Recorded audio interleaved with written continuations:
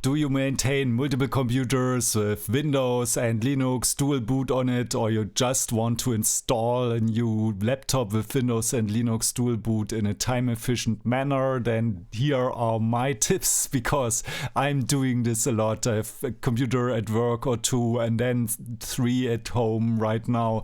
I'm buying a new laptop, but I'm shipping this one back and getting another one, and this all takes a lot of time installing all the stuff, backing out the data, backing up and installing the applications and restoring the settings.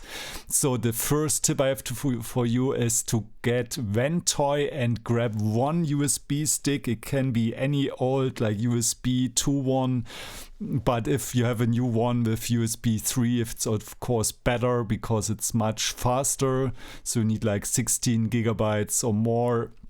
And the cool thing about Ventoy is then that you can put multiple boot images on it. So usually if you want to install an operating system nowadays, you don't use CDs anymore or floppy disks or whatever.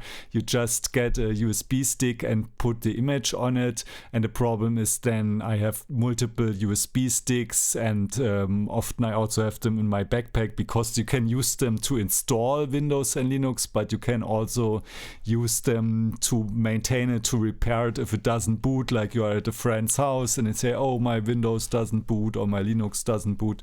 Then you just put in the live Linux USB stick that you use for installing. You can also boot for it and fix the booting. So that's why I used to have multiple USB sticks always with me, but it was always super annoying because sometimes I have the same USB stick model multiple times. Then I would use some pens to write like a W for Windows or L for Linux, or like P for printing sometimes, because I also have one for files. Like I go to some conference and want to present something, then I put my presentation on it, or I want to print something at the copy shop. And then always the pen would not hold on the metal of the USB stick, and then I would use like, I don't know, something sharp and try to like etch a W in it, but in the backpack this would also rub off, and I always had to try like, this is the wrong one. And now I found Ventoy, which is really amazing. You just install this Ventoy application, and what it does is you don't have to install, I mean, this is this tool, but you don't have to grab the images and like overwrite your USB stick, but you can just put the ISO images like just into this USB stick, right? Like if you are for the first time using an ISO, then maybe you download the current Arch Linux or Windows ISO to install it. No, VLC, this is not for you. And then maybe you put it in your computer and you're asking yourself, why does it not boot? That's why usually you need something like DD, the disk destroyer under Linux, or under Windows, for example, Rufus is really good to write the ISO on the USB stick, but then you cannot do anything with the stick. Maybe you can make multiple partitions or something, but I find it much easier to just install Ventoy. You can download it here, or you can download it with the package manager from, for example, Arch Linux. It's Pacman, and there was a bin option and a normal option, and I used bin because the not bin would compile it, and it took a long time. And the bin option, then the GUI didn't start because there's some bug, but you can just use the command line. I think under Windows it will work, and under Linux there's like some -qt parameter where also the GUI works. So you can also just use it from the command line. Of course, you need to be really careful that you do not overwrite your main drive. But usually for me at least, I only have M2 SSDs, and you can see it really easily, like dev, and then you have like NVMe ones are the SSDs, and the USBs are like dev SD something. But then I also have like my own old SSD drives, so I think fdisk -l sudo fdisk. Why am I in overwriting mode? then you can see, all right, this is here my one NVMe drive, and here this is size 32 megabytes. Here this seems to be SDC, seems to be the USB stick, so just be really careful that you don't overwrite. For example, this one here, dev SDB, is my Samsung SSD, the old one, which I still carry around with the backups of the old files. So you don't want to overwrite your backup drive, but yeah, you can do it from the command line. Just be really sure. Okay, data traveler here, SDC is the one I have, and then you can say here ventoy -i dev SDC in this case, and you just have to do it once, or you just start the GUI and do it there. I think this is safer because it only shows you USB drives. I also don't know if it even accepts going to a drive or if this has some internal safety mechanism. So here in my case, I think under Windows it should be really easy. You just install it from downloads or maybe with winget. But here from Arch Linux, if you want to go into the GUI, we do this one and we get some error because there's some library conflict with this glycine, I don't know, but we can use the Qt version. No, this also doesn't work.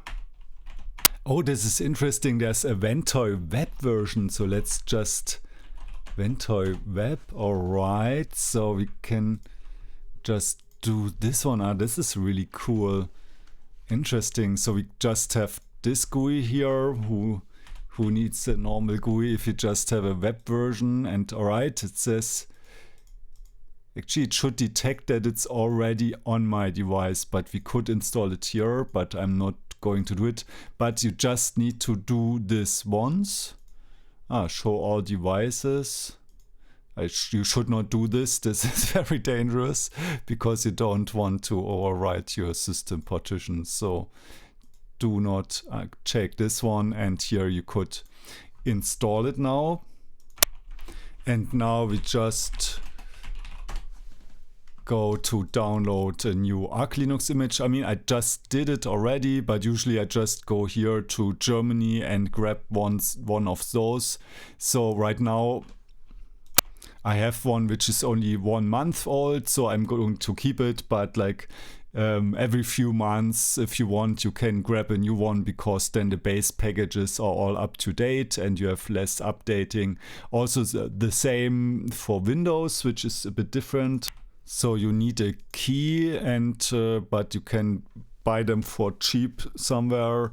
And here we just grab the multi-edition ISO, and then you can have download option. I think you just confirm here, and then you could download a new one, which we don't do right now. Select the image, language, and then you download it. I'm not going to do it right now because mine is only 3 weeks old. But if yours is maybe 1 year old or something, that's always a good idea to just grab the newest one, because then you save a lot of time with the whole updating stuff. And also if you have, for example, a new laptop, then maybe you have less driver problems, because, for example, in my case, the laptop I just bought doesn't have I think it's RJ45, like a usual network jack, which I think is really stupid that they stopped putting them in all the laptops from Lenovo. Maybe some still have it, but it was an IdeaPad, and yeah, my old one has it. It's 3 years old, and it was even cheaper, so I don't know. But in this case, you may need to go to your vendor like Lenovo and to this model and download the wireless drivers, because in my case, Arch Linux, interestingly, did not have a problem with connecting to the wired LAN, and Windows didn't work, and Windows has problems installing if you don't have internet, and I mean at some point you need it anyways, and you cannot download it if your internet doesn't work. So yeah, please, if you're a laptop manufacturer listening in here, then please don't skip on a network jack for a laptop. And also I don't know why a new Windows from November does not include the wireless LAN driver. It wasn't something exotic. I think it was just standard Intel stuff, and the laptop is several months old. I don't know. But in this case, I also needed to download, I think this is the one, the wireless driver, so we could install Windows. And this is all to prepare the USB stick, right? You just download the images and you put them on the USB. And then I also back up my Thunderbird profiles, because it's a lot of work to manually set all my email settings. Like I have 3 email accounts, and maybe I show this as well. So in Thunderbird, which is my email client, there's under the tools menu, there's export, and you can just export it as a zip file. And this is in my case several hundred megabytes, but it can also be several hundred, not several hundred, but can be several gigabytes. I think it only 2 gigabyte is allowed at most, but for me I just set my IMAP accounts to only synchronize the last year or so, so I don't have, like, also if I start a new laptop, I don't want it to download like several gigabytes of 20 years of emails. I can just synchronize it later if I need it. And then on your target machine, you also just do import for file. And I mean, Thunderbird has some options. I think they are working on a sync account like with Firefox, but they don't have it yet. And they also try to guess your settings. So if you're like a GMX or Gmail or something, it's less of a hassle. But if you have a few university accounts and they have some custom settings, then Thunderbird cannot guess this correctly, and it's just much faster if you just export this as well and just put it on the USB stick as well. Also, you probably have some files that are secret, like that it's unsafe to put, for example, your SSH key on the internet, or your, for example, for text purposes, I have this Elster key in Germany where I can like do my text declaration online. And I mean, of course, you can like apply for a new one, but this takes probably days or weeks. And I mean, you can also have multiple SSH keys, but in my case, I just also put it on the USB stick, but then I delete it later, because then it's a bit dangerous if you just carry this around and someone can steal your SSH key. I mean, even if it's still encrypted and protected, but you can just put it on the USB stick, copy it to your new computer, and then delete it from the USB stick. And also put your certificates that you can use, like your health insurance website or banking stuff, or like text declaration, wherever you need those certificate files. This also, and now we are really finished with the USB stick.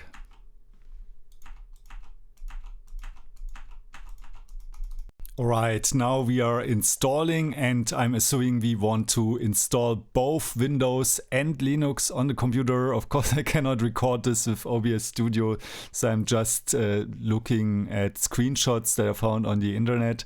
So we go to the BIOS first and disable secure boot, because this doesn't work for Linux, and I think it's also needed if we install something, but definitely want to disable it for now. And also enable booting from USB, right? Sometimes you, for example, have to hit F12 if you have multiple boot sources.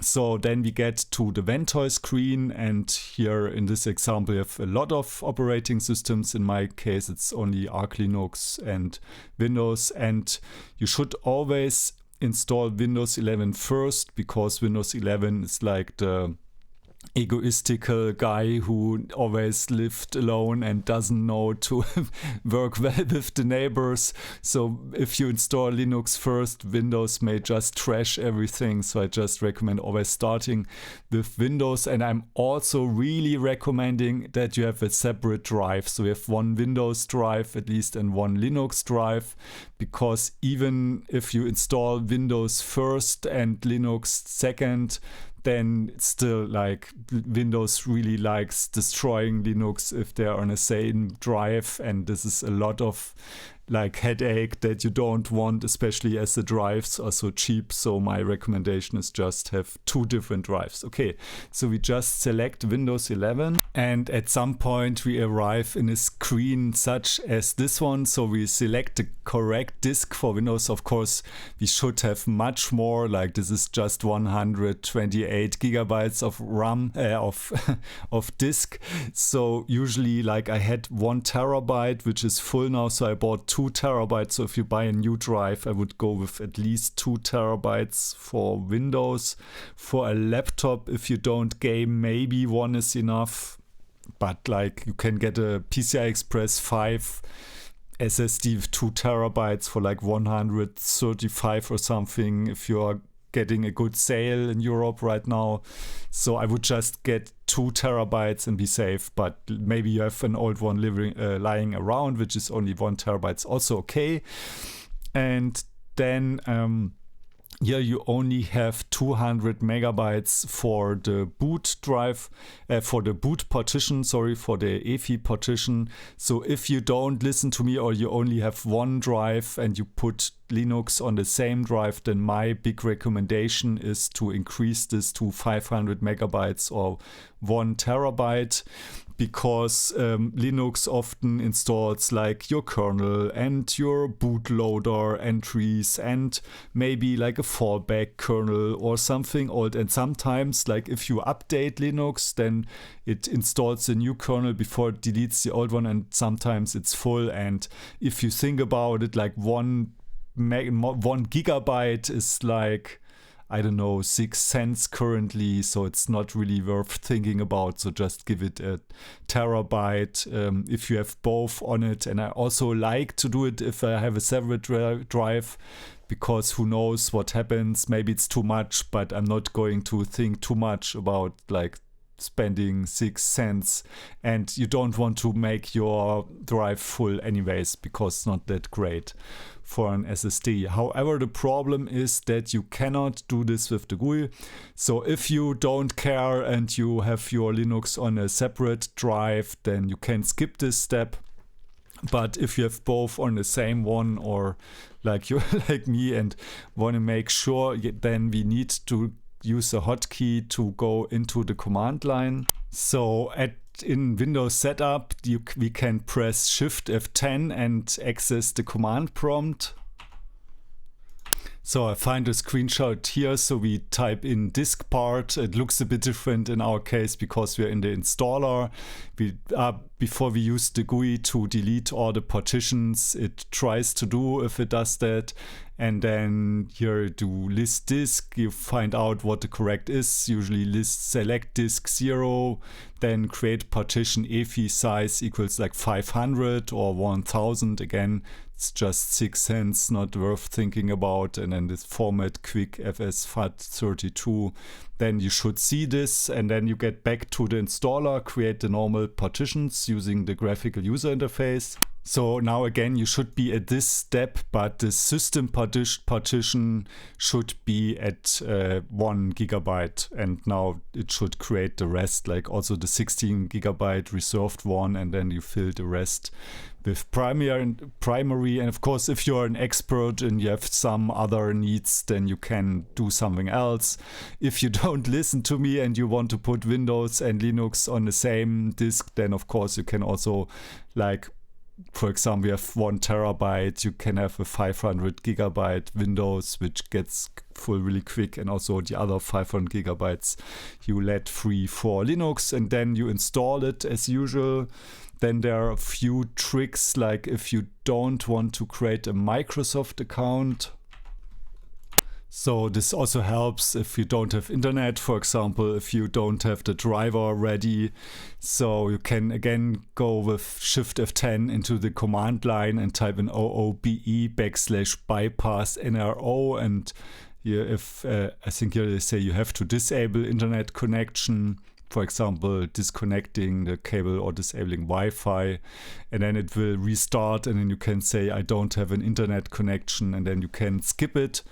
and then you don't need internet at this point, and you can just install it. But if you like a Windows account, a Microsoft account, and you do have internet, of course, you don't have to do it. I just don't like those Microsoft accounts, don't know why. But yeah, so I usually create a local one, and then you can restart it, and then if it's installed, you can go to your USB drive and install like drivers. If, for example, like in my case, Windows doesn't come with the driver for your internet, and then of course once you have internet, you can just download all the stuff.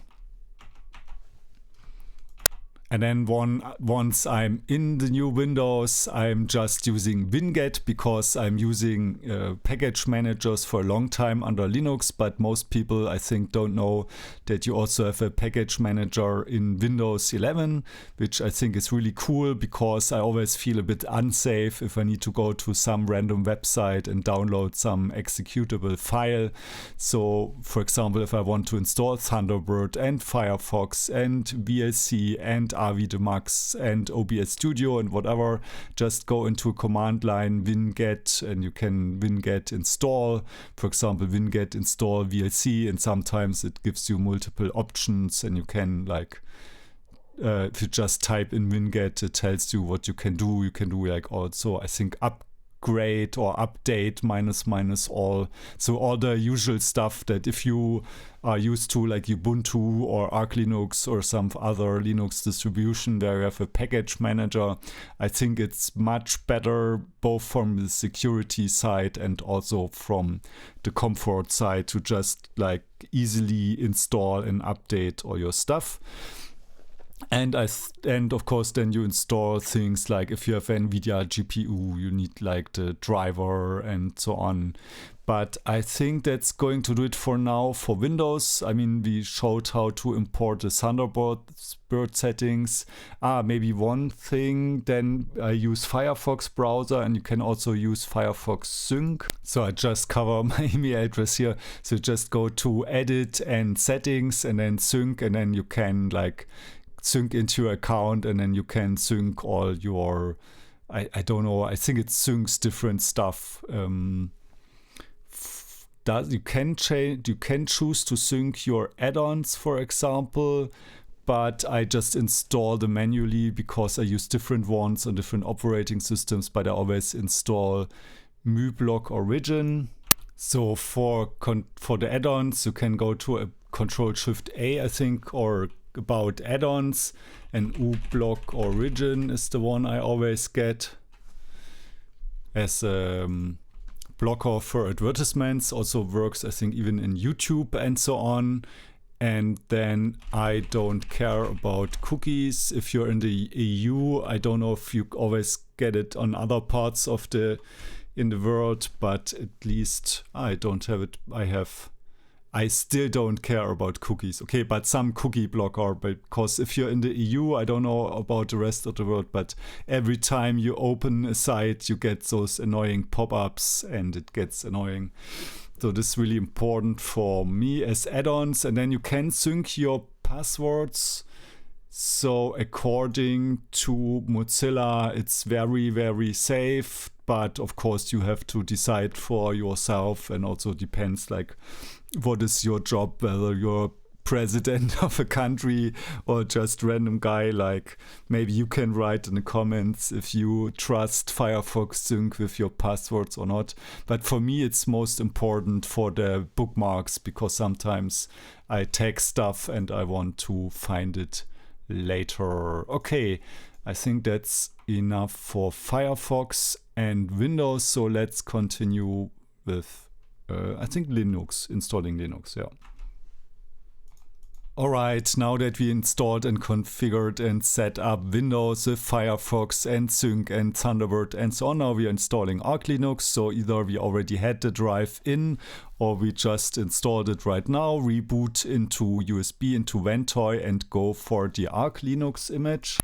Now you get a screen like this. I don't know why you need speech, maybe if you cannot see or are a bit like vision impaired, but for me, usually I just use the normal one or copy to RAM, I don't know. And then you boot a local Linux from the from this installer here. And I'm going to show how you install Arch Linux. Of course, you can also do something else like Ubuntu, but I found Arch Linux to just be the most comfortable one. In the past, it was very difficult to install for the first time, especially. But there's a really good wiki, like wiki.archlinux.org/title/installation_guide. Just search for it. And they have an install script. So maybe if you have a lot of time and you want to learn everything first, you can just do everything from the guide and do it manually. But if, like me, you're limited on time and you did it before and you just want to do it quick, then you can use the Arch install script, which is really, really cool, because it gives you a lot of choice, and it's not a GUI, but it's like a interface, like command line interface, like a text GUI. And it's really nice in that you can also change stuff. So let's show this one. So this step is shown in the Arch install, also on the wiki, and I can really recommend it. However, this is a bit difficult to do. If you put Linux and Windows on the same drive, then it's not really prepared for that, and you have to do a bit of stuff manually. Maybe you start with the installer, and maybe I can show a few screenshots of that. So the Arch install looks like this. So for example, for me, it would be language English, keyboard layout would be German, locale US, bootloader. I don't like grub, but you can use whatever. I use systemd boot because like I want to have like it on different drives again anyway, so it's much easier. So instead of having one bootloader where I select the operating system, I just have different drives with 2 different UEFI partitions, and then each one starts the respective operating system. And then you can create an account and install a profile like Minimal, or if you want GNOME or something like this. But it just automates or gives you a lot of options for stuff that takes a long time. And then you can also just use a best effort default partition layout if you have separate drives again. So if you are having it on the same drive, it's more complicated, and you would probably go for like manual partitioning. And but as always, I like to make the EFI partition a bit bigger, so at the end you see how large your partitions are. And I always like to choose BTRFS because then you have several subvolumes. So I don't really like having like a home partition and a root partition, because maybe I don't guess correctly how I assign the sizes, especially if space is limited, then one is full, and it's always difficult to like extend and shrink partitions. And but I also don't want everything on the same. So with BTRFS, you have those volumes. So you'd still have some kind of organization, but at the same time, they share the space, which I think is really nice. So I just increase the size of the EFI partition, but also like otherwise like accept the partitioning scheme that it tells me. And then you have like different profiles. For example, you have like desktop. I think I choose minimal here because if you choose desktop, it installs a few other packages like Vim, where I use NeoVim or Nano, which I don't use, something like this. But like if you don't care about a few packages too much, you can always also do it. And it also gives you a few options like about the graphics driver. So I think the closed source drivers are usually better. Like if I had an NVIDIA card, like here I choose NVIDIA proprietary, but I'm not political about this stuff, right? I just use Windows and I use Linux. I just use what's the best tool for the job. I'm more of a pragmatist, but and I really love open source and do a lot of open source programming, but like if something is just better than like drivers, then I'm not going to risk my graphics crashing or something. But like if you are more like political about this and say no, I want only open source, then you can choose this as well, and then installs all the packages.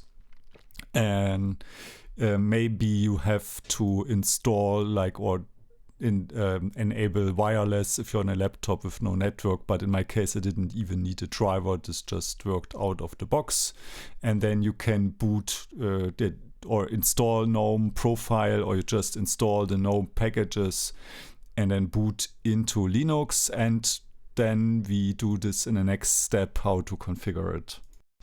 Right, so now that we boot up into GNOME, first thing I always do is I set the, I can set multiple keywords sometimes, like no dead keys and dead keys if I type lots of French characters, or I switch between like programming or not, then maybe you need different German layouts, but usually right now I just have the usual German one. Then view and customize shortcuts, and then I like to have custom shortcuts. So for me it's like Firefox, which points to either Firefox or mostly Firefox Developer Edition.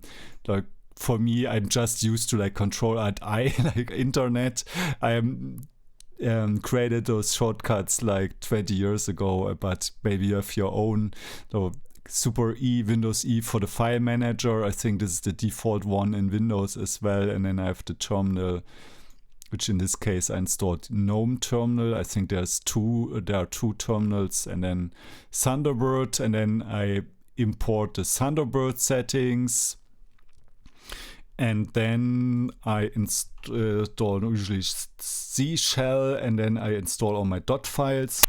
So I have a repository where I just put all my dot files, and I just use like vimdiff or something like that to share changes back. I could use symlinks, but I don't do that because usually I have some minor differences between the installs.